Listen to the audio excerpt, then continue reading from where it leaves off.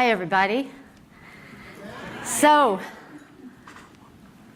I am so excited to see you all here today. We want to just thank our sponsors for today. National Conference on Citizenship has donated this space for us, and their conference starts at the reception and dinner tonight and continues on through tomorrow. They partnered with Lodestar Foundation for the reception that we enjoyed last night, so thank you both very much.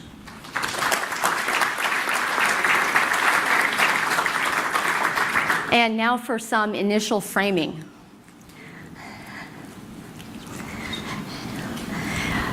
I was visiting the Capitol earlier this year, and I met with a friend, and he said something that really inspired me. Now, he was agitated, I have to be honest, because he was looking at the election system from a defense standpoint for our country, and he was so agitated that nobody was doing any type of overarching national strategy to defend our election system. And it planted this seed in me that, oh my gosh, what if we had a national strategy for democracy or for healthy self-governance or the constitutional republic? And that's where the idea for this conference came from. We actually need an actual strategy. We actually need an actual strategy. Got all that? Actual? It's part of action. Because we are actually in a war. And our constitutional republic, our democratic ideals are under attack right now from many, many different fronts. And in our search for healthy self-governance, we must realize that we're fighting for the soul of our country. In my 15-year role as a peacemaker, I've had no discernible impact on what happens here. And in fact, I've watched the public discourse degrade into a raw power struggle. So we need a coordinated strategy that addresses both the short-term focus of the next election and the long-term values that protects the long-term values we all share. More than ever, and to do this, I'm going to invite you to let go of this is the way it is. Because Earthrise showed us that in a system of Earth that we slice and dice into maps, we actually have a living ecosystem. And our democracy can be the same thing. We need something that's the easiest, most natural thing to do to participate in our democracy. It's a systemic approach where each of us sees and fulfills our role as part of a larger system. And it's our theory that this could be the saving grace of our country and lead us to the healthy republic that we all desire. Now is the time. Now is our time to shine the light of our collective individuality, our collective spirits, and honor our individuality, our uniqueness, while we move forward together. From the beauty of this small plant that can fascinate us, to the unique nature of snowflakes, from the dandelion that has medicinal qualities, but we eliminate it from our yards, to the beauty of Queen Anne lace, viewed anew, from the voracious greed of a hungry caterpillar, which transforms into something fresh and beautiful that has no resemblance to what it once was. And then it goes on to delicately sip some nectar from a butterfly bush that bears its name.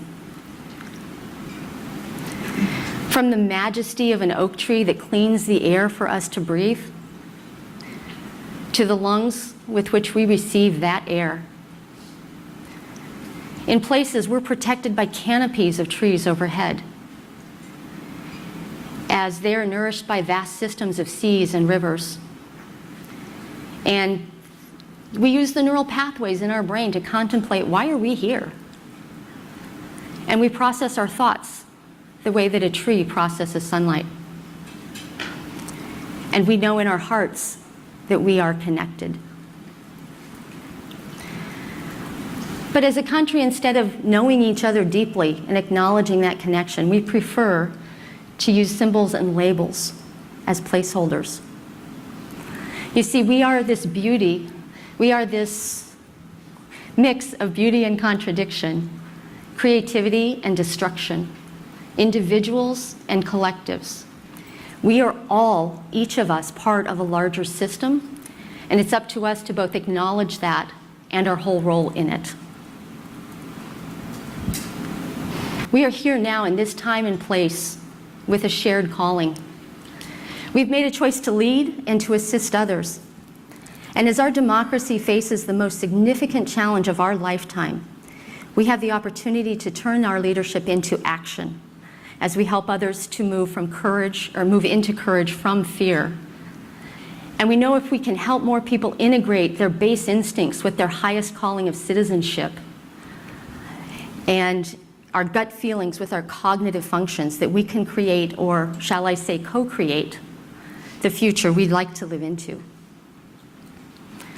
So many of you are sitting there right now going, what the heck was that all about? So I'm going to give you just a little behind the scenes look at why we just went through this series of nature photos. All the photos I just shared with you are fractals. And much the way that the trunk of a tree is the early fractal of what then branches out into branches and limbs and leaves, we are searching for the fractal of democracy. And if we could find that, it's a natural model that self-replicates into smaller and smaller portions. And we would easily accomplish our goal if we can find out what the fractal for democracy is. The second thing was I showed you a piece of art. It's called Portals of the Spirit, Manus. It is a symbol of the journey of integrating our animal instincts with our spiritual selves. And I'm doing this because today I would like you to think differently. Bucky Fuller has a great quote about problems cannot be solved at the same level of thinking that created them. We actually need to kick up our thinking to a new level, a paradigm shift. So, and as we do that, we'll figure this out together. I know we will.